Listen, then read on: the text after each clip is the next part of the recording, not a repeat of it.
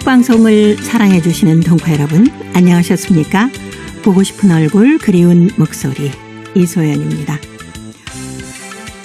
수진이는 10만 명 발레리나 중에서 한 명 나올까 말까한 나이입니다. 더 큰 세상에서 발레를 배워야 돼요. 저를 믿고 보내주세요. 모나코 왕립 발레 학교 마리카 베소브라소바 선생님이 한국 학교의 초청으로 한 중학교를 방문해서 수진이의 부모님에게 이렇게 딸의 유학을 권유했습니다. 확신에 찬 선생님의 말씀에 부모님은요, 딸을 유학 보내지 않을 수 없었는데요. 그 딸이 바로 세계적인 발레리나인 프리마돈나 강수진입니다. 마리카 선생님과의 만남이 강수진의 인생을 바꾼 것이다, 이렇게 얘기할 수도 있는데요. 이렇게 사람과 사람의 만남은 누군가의 인생을 바꿀 수도 있고요.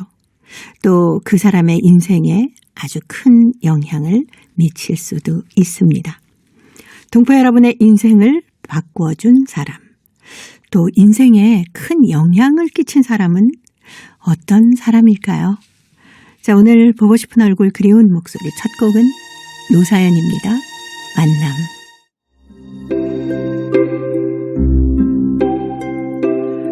동포 여러분의 편지 사연으로 함께하는 시간입니다. 행복우체통, 화요일에 행복우체통, 홍익대학교 글로벌 경영학과 전춘화 교수님과 함께하는 날입니다. 어서 오세요. 안녕하세요.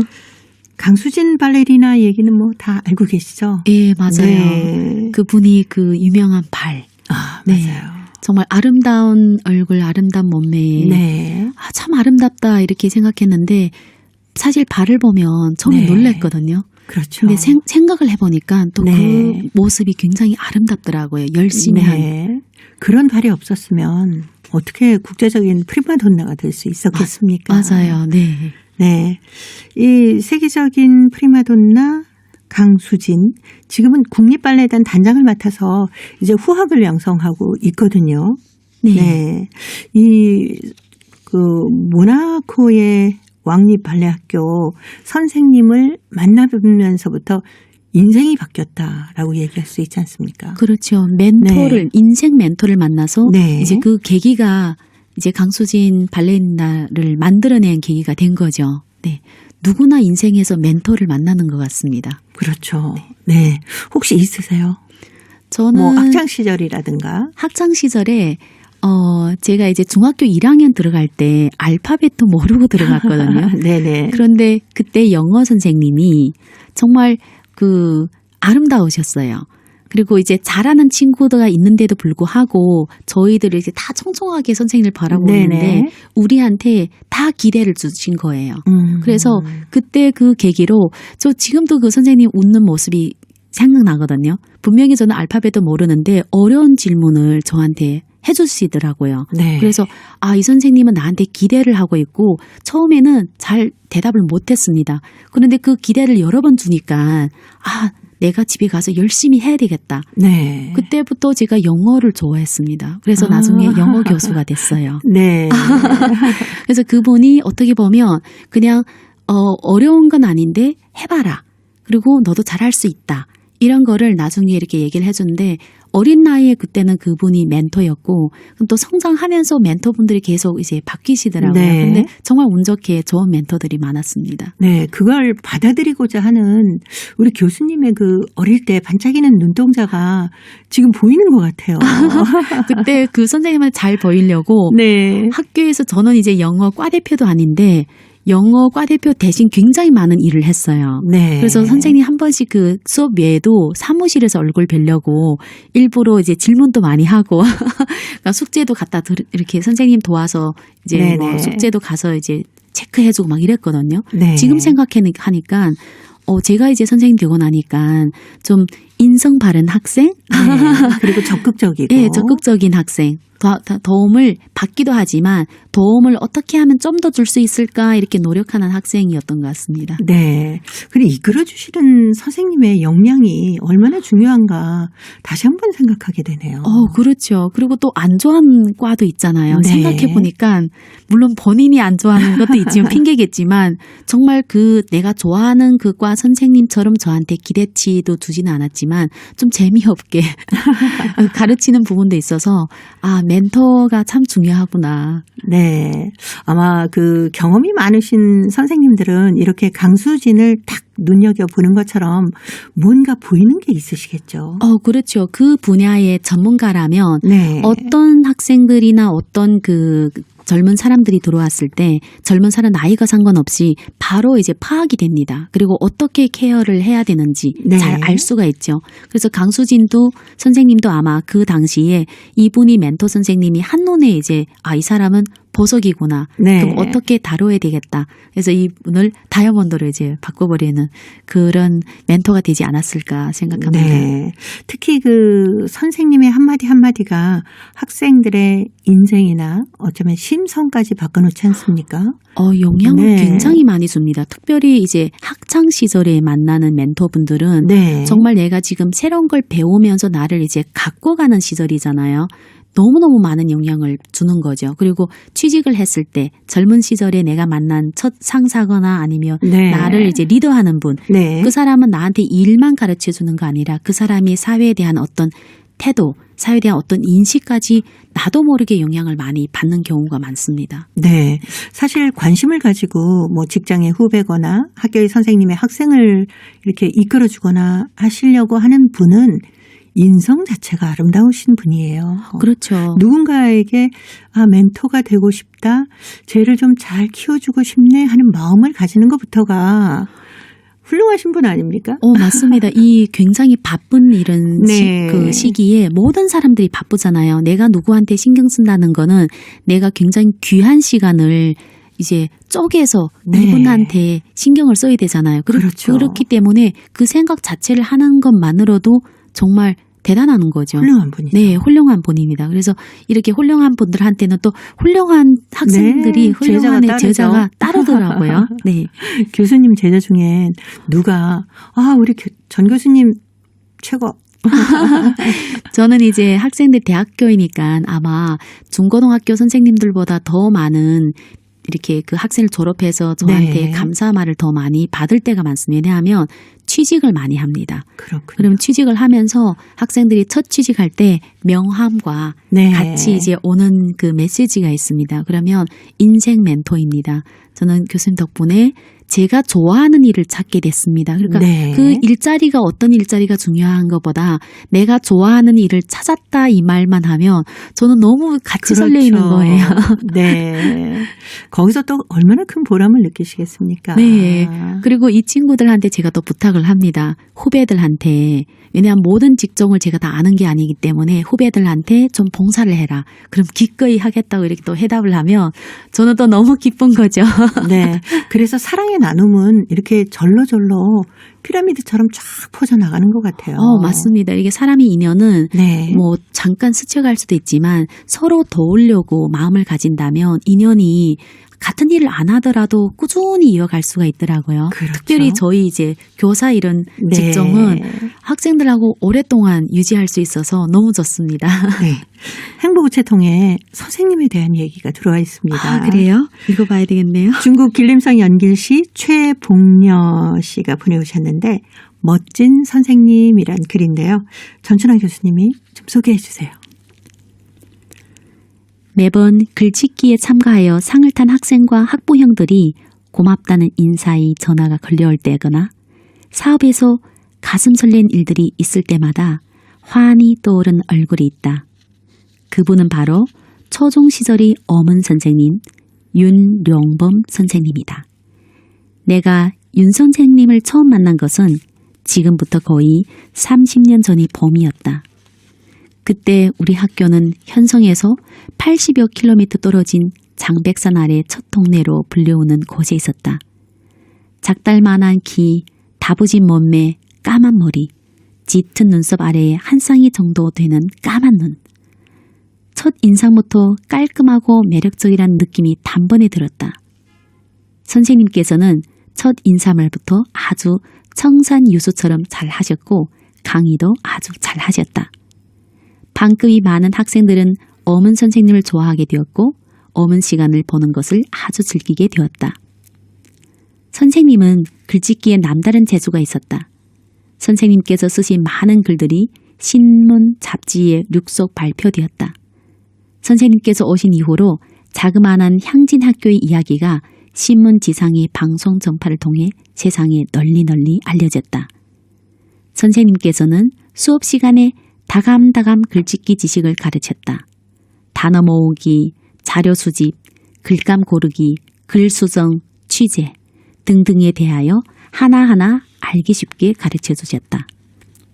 특히 인상 깊었던 것은 선생님이 호주머니에는 늘 작은 노트와 필히 자석처럼 붙어 다녔다.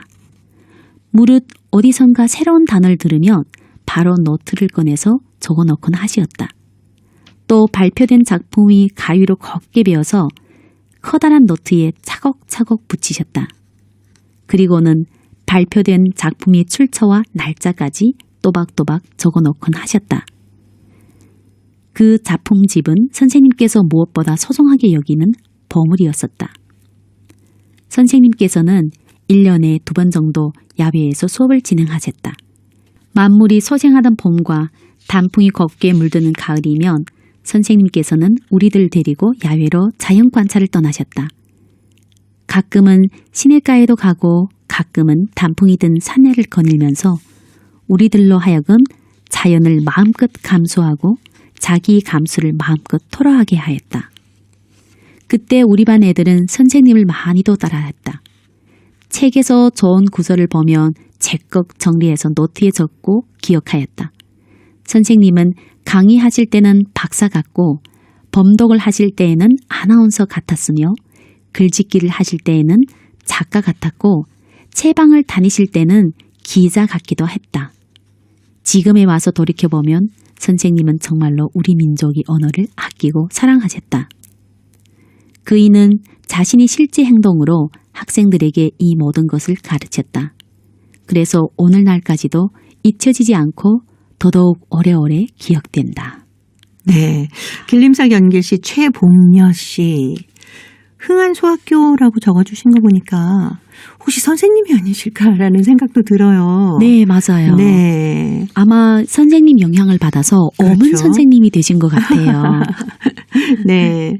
인생의 그 아주 새싹처럼 푸르던 시기에 훌륭한 선생님을 만나면 따라하게 되잖아요. 그렇죠. 그 네. 사람이 내 인생이 모델이 되는 거잖아요. 네. 그럼 이 선생님이 행동도 따라하게 되고 그 행동을 꾸준히 따라하다 보면 네. 그 선생님 직업을 갖게 되는 경우가 그러니까요. 많습니다. 그 길로 똑같이 나가게 되는 경우가 많거든요.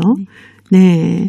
아유, 그래서 아마 최봉년 선생님께서도 우리 학생들에게 훌륭하게 우리말과 글을 가르치고 계시지 않을까. 네. 네. 그런 생각까지 제가 들었습니다. 이제 긴 글을 읽는데도 불구하고 네. 길게 읽었다는 느낌이 전혀 안 납니다. 그렇죠. 아마 이제 직업상 같은 직업을 가지고 있어서 그런지는 모르겠지만 네. 물론 이제 글짓기 하는 선생님하고 좀 다르지만 그 선생님의 그 영향을 받았다는 걸 듣고 저도 어릴 때 그 선생님 계속 생각나거든요. 네. 아, 초중고 시절에 선생님 참 대단했구나. 정말 오랜 시간 지나도 그때 그 모습 자체가 선생님은 나이 들어서 지금은 모습이 달라졌는데 네. 어릴 때 기억하는 모습은 계속 그대로 이제 남아 있습니다. 네. 특히 또 우리 동포 여러분들은 그 소학교, 조선족 소학교에 가게 되면은 우리말과 글을 배우면서 또 공부를 하니까 네. 예, 그 말과 글의 소중함도 느낄 것 같고. 근데 요즘에 조금 달라졌잖아요. 조금 달라지기는 했는데 네. 아쉬운 게 있다면 선택으로 이제 민족 언어가 선택으로 되다 보면 초등학교 때는 열심히 배우다가 중학교, 고등학교 가면 수능을 준비하기 위해서 거기에 필요한 그 지식을 쌓다 보면 민족에 있는 아름다운 이 언어로 배울 수 있는 많은 지식을 놓치지 않을까 하는 걱정은 많이 됩니다. 네. 제가 이렇게 그동안 받았던 교육에 대해서 한번 편지 읽으시는 동안 생각이 났는데요. 와, 확실히 그 소학교, 초등학교 때 어떻게 공부를 하느냐에 따라서 사람의 모습이 좀 다르지 않을까. 가고자 하는 길도 달라질 것 같고 또 그때 그 어린 새싹들이 얼마나 그 예쁜 나무로 자랄 수 있나는 초등학교 때가 참 중요하구나라는 생각이 들었어요. 네, 맞습니다. 이제 초등학교 때 만나는 선생님과 만나는 학우들이 네. 나를 만들어갈 때가 있고 나도 다른 사람의 네. 성장에서 영향을 끼칠 때가 그렇죠. 있거든요.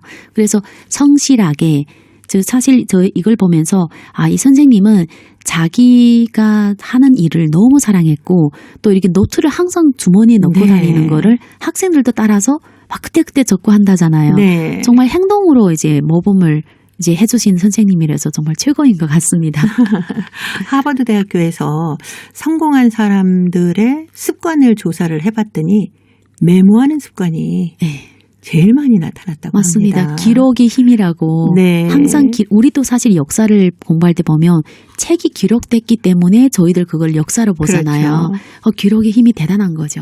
네. 오늘 최봉녀 선생님께서 보내주신 멋진 선생님 글을 쭉 듣고 아마 모두들 선생님 한 번쯤 이렇게 머릿속에서 그려보고 계실 것 같으네요. 그래서요. 조항조의 노래 준비했습니다. 고맙소.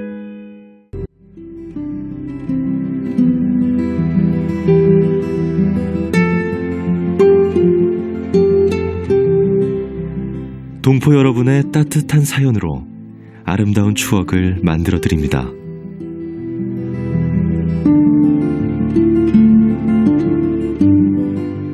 보내실 곳은 대한민국 서울특별시 영등포구 여의공원로 13 KBS 한민족방송 보고 싶은 얼굴 그리운 목소리 담당자 앞이고요. 인터넷 주소도 알려드립니다. KBS 홈페이지 www.kbs.co.kr에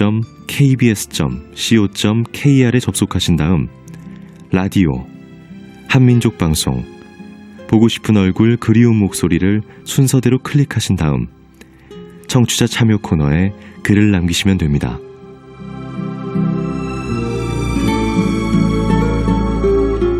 정다운 이야기와 아름다운 음악이 있는 보고 싶은 얼굴 그리운 목소리 동포 여러분과 늘 함께하겠습니다. 화요일의 행복우체통 홍익대학교 글로벌 경영학과 전춘화 교수님과 함께하고 있습니다. 두 번째 사연 중국 길림성 용정시 정사인 학생이 보내왔습니다. 선생님의 꾸지람이란 글인데요. 제가 소개해 드릴게요. 우리 반 한 여자애는 참으로 성실하지 않습니다. 왜서 성실하지 않느냐고요? 사연은 이렇습니다. 휴식 시간에 있었던 일입니다. 두 여자애가 휴식 시간에 선생님이 계시지 않는 틈을 타서 문을 밀면서 장난을 치고 있었습니다. 그때 한 애가 나보고 도와서 같이 문을 밀어달라고 해서 할 수 없이 같이 도와주었습니다. 이때 한 남학생이 오더니 자기도 도와주겠다며 문을 발로 힘껏 찼습니다. 그런데 이걸 어쩝니까? 너무 세게 차는 바람에 문의 열쇠가 망가져 버렸습니다. 이때 선생님께서 교실로 들어오시더니 누가 문을 망가뜨렸냐고 물었습니다. 나와 그 남자애는 천천히 자리에서 일어났습니다. 그러나 나보고 도와달라던 그 여자애는 나의 눈치만 보더니 일어설 생각을 하지 않았습니다. 해서 그 남학생하고 나만 선생님의 꾸지람을 듣게 되었습니다. 선생님의 꾸지람을 들으면서 내 눈에는 눈물이 핑 돌았습니다. 선생님의 꾸지람을 들어서가 아니라 자기의 잘못을 뉘우치지 않는 성실하지 않은 그 아이 때문에 억울해서 눈물이 핑 돌았습니다. 라고 보내왔습니다. 하긴 그럴 수도 있겠네요. 그렇죠. 네. 억울하죠. 이게 본인이 사실 발을 더 세게 찬 애 때문에 문이 망가뜨려졌는데 어쩔거나 본인이 이거를 책임지다 일어났는데 네. 오히려 첫 번째 여자아이가 그렇죠. 일어나지 않으니까 너무 속상한 거잖아요. 정작 원인을 만든 친구는 일어나지도 맞습니다. 않으니까. 나는 중간에 그냥 참여만 했는데 내가 이제 짐을 다 지게 됐다. 네. 꾸지람을 듣고 나면은 기분이 안 좋긴 하지만 사실 자신이 뭘 잘못했나를 다시 한번 돌아보는 계기가 되지 않습니까? 그렇죠. 그리고 우리가 되돌아보면 칭찬도 기억 많이 나는데 꾸지람이 사실 기억이 더 많이 나거든요. 그래서 그것 때문에 내가 이제 잘못을 뉘우치고 바꾸기 때문에 네. 저는 꾸지람을 줄 수 있는 사람은 진짜 진정한 친구이고 진정한 선생님이라고 생각합니다. 네. 그냥 아유, 왜 이렇게 장난들 했니? 라면서 넘어갈 수도 있긴 합니다. 아이들이기 때문에. 그렇죠. 그렇지만 이게 문 열쇠고리 하나 잘못되는 거는 괜찮습니다만은 다른 어떤 잘못이 반복이 될 때는 아까 말씀하신 것처럼 어떤 그 학생의 미래나 인성에 대해서도 생각을 해봐야 되잖아요. 이거 같은 경우 작은 일이지만 네. 뭔가 또 선생님 아무 반응이 없네. 그럼 다음엔 다른 학생들도 또 그럼요. 바꿔드릴 수 있잖아요. 네. 잘못한 거는 정확하게 지적해줘야 나중에 사회 가서 나중에 더 어른 됐을 때 잘못하면 사람들이 이것도 잘못했는가 이렇게 또 어릴 때 네. 잘못하고 어른 때 잘못은 다릅니다. 예, 다르기 때문에 바르게 고쳐줘야죠. 네. 어릴 때 그 어린 학생들은 선생님의 꾸지람으로 하나하나씩 고쳐가겠지만 전춘하 교수님과 함께 공부하는 학생들은 대학생, 대학원생들이잖아요. 맞습니다. 이게 잘못했을 때 얘기의 어떤 표현 방식도 훨씬 달라야 될 것 같은데요. 다르기는 다릅니다. 네. 왜냐하면 또 이거를 줬는데 상처를 받을 수 있어서 네. 그렇지만 정확하게 알려줘야 됩니다. 이렇게 많이 돌아서 얘기는 물론 이제 우리 상담을 통해서 이제 네. 하는데 목적은 이 학생한테 잘못했다는 걸 알려주고 해결안을 꼭 같이 알려주셔야 됩니다. 잘못한 거는 잘못했는데 왜 잘못했는지 듣고 그다음 자기가 스스로 뉘우치게 그리고 또 타일러 이렇게 좀 이렇게 보다듬어 줘야 되거든요. 그렇죠. 근데 저는 좀 어떤 주의인가 하면 정확하게 잘못한 거는 알려주는 편입니다. 그럼 기분 나쁠 수 있어요. 네. 그런데 학교에서는 우리가 이렇게 알려주고 하지만 사회 나가면 알려주지 않고 잘릴 수가 있어요. 그렇죠. 알려주지 않으면서 다음에 안 만날 수 있기 네네네. 때문에 그거를 충분히 잘 설명해 주니까 학생들은 기분도 나쁘죠. 꾸지람하면. 그러면서 얘가 또 장점을 찾아서 이렇게 상담을 같이 붙여주고 이런 방식으로 네. 꾸지람을 합니다. 네. 사실 몸에 좋은 약은 입에는 쓰거든요. 맞습니다. 네. 네. 자, 오늘 정사인 학생이 보내온 선생님의 꾸지람 속에서 다른 분들이 다 보셨을 거예요. 글을 들으시면서 아이고 누가 어떻게 잘못했구나. 이렇게 고쳐가면 좋겠다라는 생각들을 하고 계실 것 같으네요. 김건모가 불러주는 핑계 들으면서 홍익대 글로벌 경영학과 전춘하 교수님과는 다음 주에 또 뵙도록 하겠습니다. 고맙습니다. 감사합니다.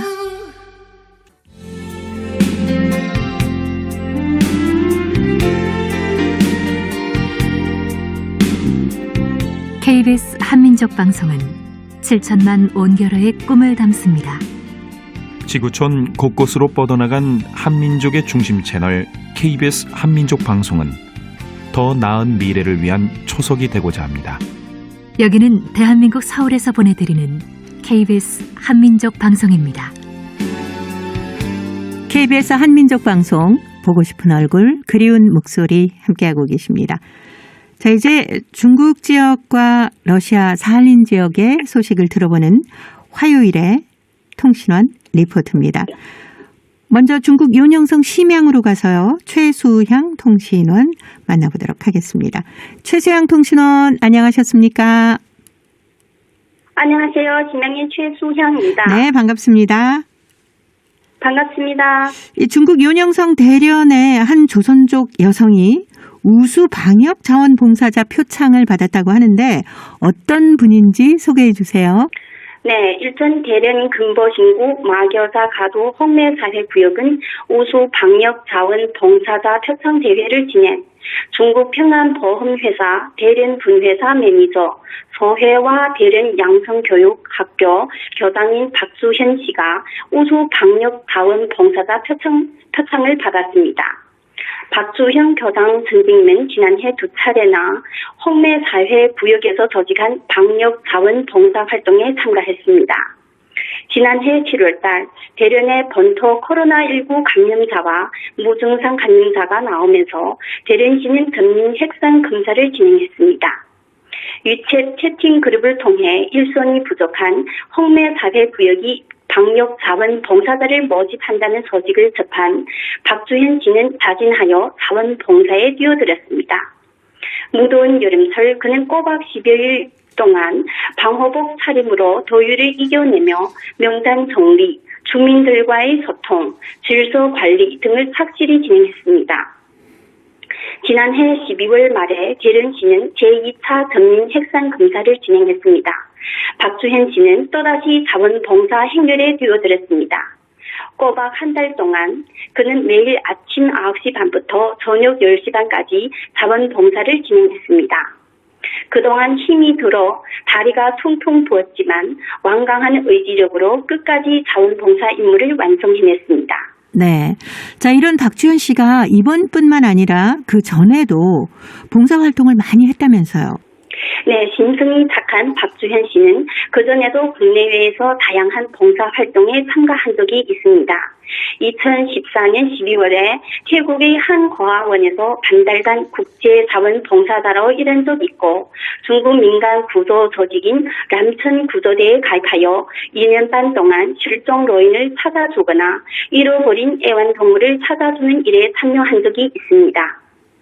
자원봉사하던 나날을 되돌리며 박주현 씨는 매우 감개무량했습니다.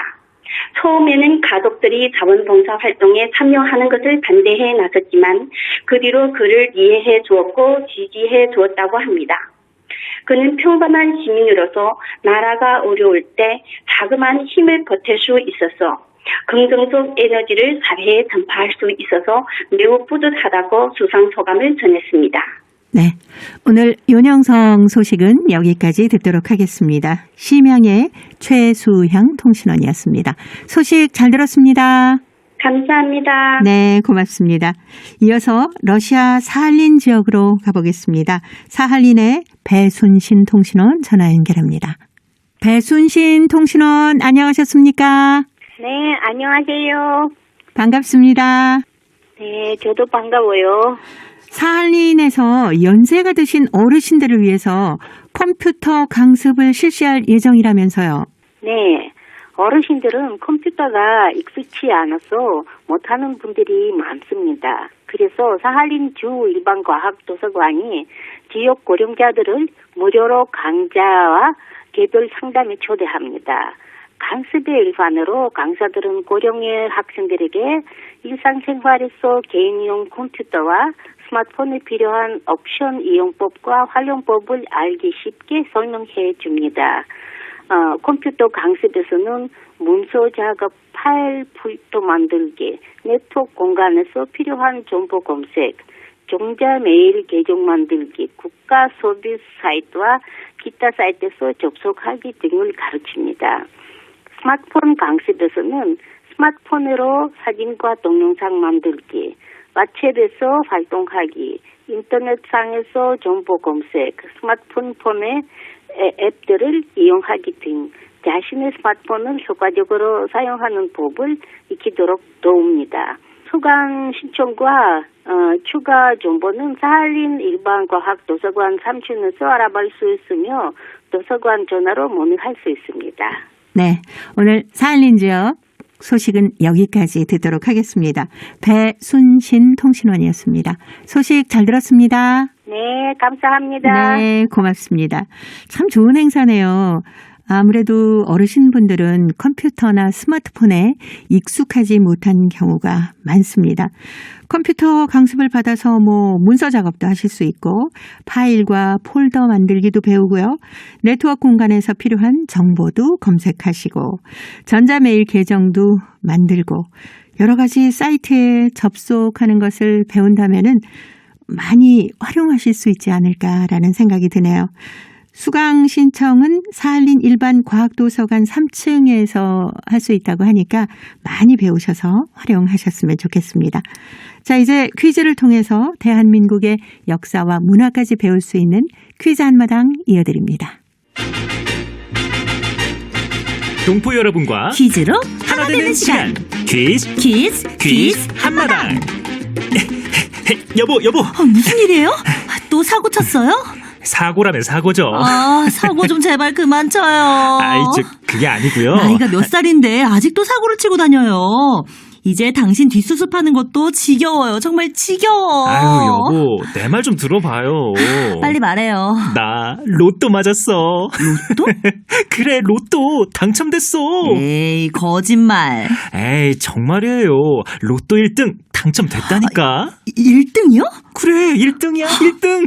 살다 보니 이런 날도 있네. 이제 당신 걱정하지 마. 당신 하고 싶은 거 내가 다 해줄게. 당신 뭐 하고 싶어?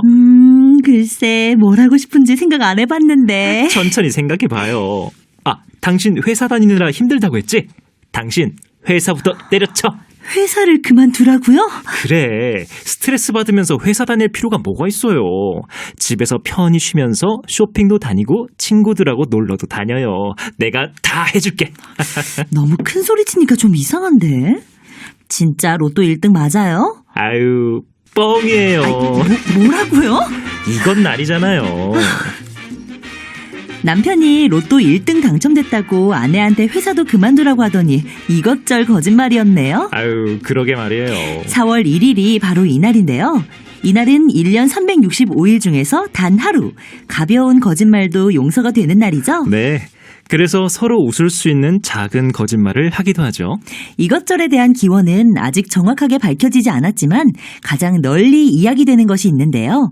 16세기 프랑스에서 시작됐다는 설입니다. 네. 1564년 프랑스 국왕 샤를 9세는 그레고리력으로 달력을 개정하는 칙령을 발표했습니다. 이전까진 4월 1일이 한 해의 시작이었지만 달력 개정에 따라 새해 첫날이 1월 1일로 바뀌게 된 거죠. 그런데 지금처럼 미디어가 발달하지 못한 탓에 적지 않은 사람들이 이를 알지 못했습니다. 예전처럼 4월 1일을 새해 첫날이라고 축하하는 사람들은 주변에 놀림을 받게 됐는데요. 어떤 사람들은 속이 텅 빈 가짜 새해 선물을 건네주면서 장난을 치기도 했다고 합니다. 그래서 사람들이 4월 1일이 신년 축제인 것처럼 장난을 치기 시작하면서 이날이 바보의 날이라고 불렸다고 합니다. 서양에서는 이날을 바보의 날이라고 한다고 하죠. 네. 자, 여기서 문제 나갑니다.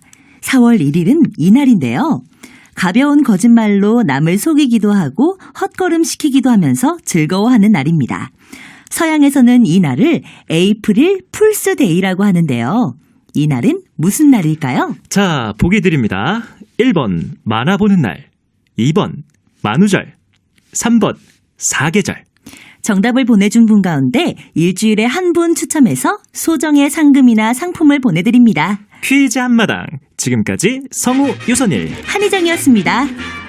네, 이날은 정말 가벼운 거짓말로 서로 웃기도 많이 웃는 날입니다. 서로가 유쾌하게 웃고 넘어가는 거짓말이라면 모를까. 이날이라고 해서 다른 사람에게 피해가 가는 거짓말을 해서는 안 되겠죠. 특히 112나 119에 장난 전화를 하는 사람들이 많습니다. 경찰서나 소방서에 피해를 끼칠 수 있으니까 이런 장난 전화나 거짓말은 절대 안 하는 게 좋겠죠.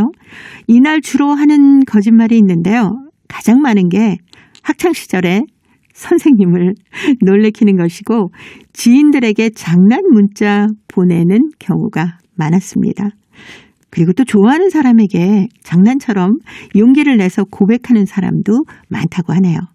동포 여러분은 이날 어떤 장난을 해보셨는지도 궁금합니다. 이날 거짓말에 대한 재미있는 일화가 있으면 저희 행복우체통으로 보내주시기 바랍니다. 정답은 KBS 홈페이지에 접속하신 다음에 라디오 한민족 방송 보고 싶은 얼굴 그리운 목소리를 순서대로 누르시면은 청취자 참여란이 있습니다. 여기에 정답과 함께 행복우체통에 사연도 보내주시면 되는데요. 정답을 보내실 때 잊지 마시고 연락처를 꼭 남겨주시기 바랍니다. 여러분의 많은 참여 기다리고 있습니다. 고려인들의 역사를 재조명하고 그들의 삶의 애환을 살펴보는 시간, 고려인 이야기. 사단법인 고려인 마을 역사유물전시관 김병학 관장님 전화 연결해서 만나 뵙도록 하겠습니다. 관장님 안녕하셨습니까? 네, 안녕하십니까.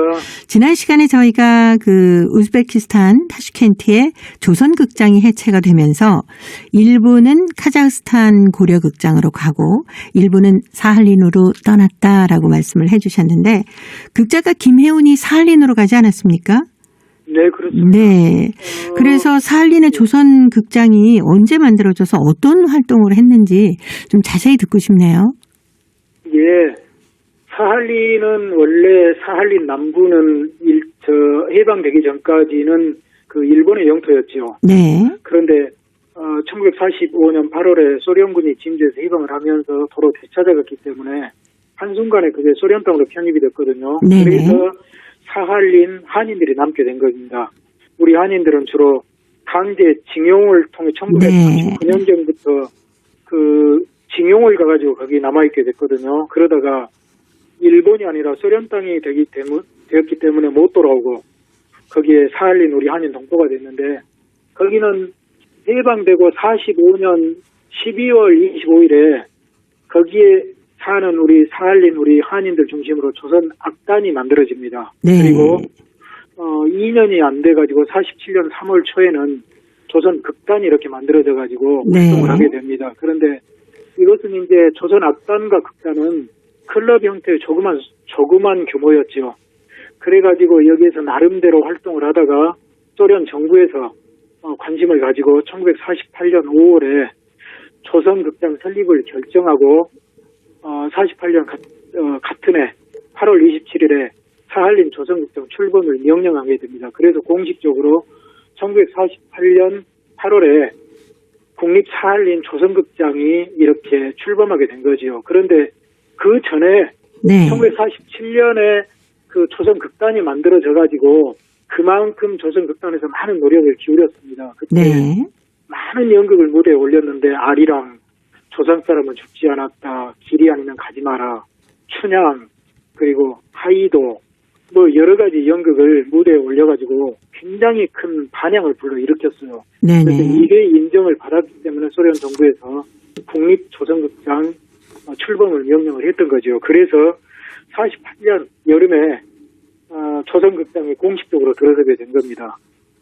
그것으로 김혜운 작가가 2년 후에 1950년 그 여름에 타슈켄트 조선극장이 해체되면서 김혜운을 비롯한 그 유능한 전문 배우들이 사할린으로 건너가게 된 거죠. 네. 사할린으로 건너간 조선극장 사람들은 이 사할린 조선극단하고 이제 아무래도 합쳐져야 되지 않겠습니까? 그렇죠. 네. 어떻게 잘 합쳐질 수 있었을까요? 참 그것이 그 설명이 좀 필요한 부분인데요. 먼저 소련 정부는 사할린에 우리 그 남아있는 한인들을 사실은 2등 국민으로 취급을 했어요. 사실은 국민이 아니었죠. 왜 그러냐면 당시에 우리 사할린 한인들은 고국으로 돌아가야 되겠다고 생각을 했기 때문에 소련 국적을 받지 않았습니다. 네. 그래서 무국적자로 남아있었기 때문에 일단은 소련 국민이 아니죠. 네, 그렇죠.